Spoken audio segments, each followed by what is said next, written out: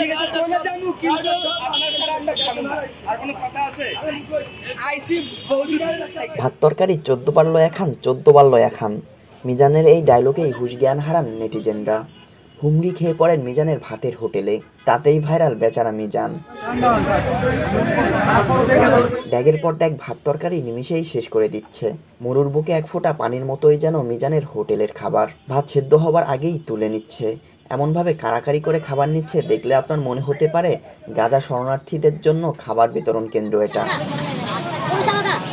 মিজানকে নিয়ে সেলফি নেওয়া ও ফোন নিয়ে তার পিছনে মানুষ যেভাবে ছুটছে তাতে আপনার মনে হতে পারে হয়তো শাহরুখ খান সালমান খান এখানে এসেছেন। ভাইরে চিন্তা করেন তো, রাস্তার পাশে একটা খোলা দোকানে মানুষ প্রাইভেট কার সিএনজি ছাড়াও দূর দূরান্ত থেকে মোটরসাইকেল নিয়েও আসছে, কিন্তু খাবারের স্বাদ কতটা? অনেকেই তো খেতে না পেরে পুরো খাবারটাই নষ্ট করছে। আসলে তাদের উদ্দেশ্য তো খাওয়া নয়। রাতারাতি সেলিব্রিটি বনে যাওয়া মিজানকে এক নজর দেখা ও তার সাথে দুই একখানা সেলফি তোলাই তাদের উদ্দেশ্য। যদিও এতে মিজানেরই লাভ হয়েছে। খুপড়ির মতো দোকান থেকে এখন 600-700 মানুষের খাবারের আয়োজন করতেছে, আবার তার ভাতের হোটেলে 4-5 জন কর্মচারীরও দেখা মিলছে।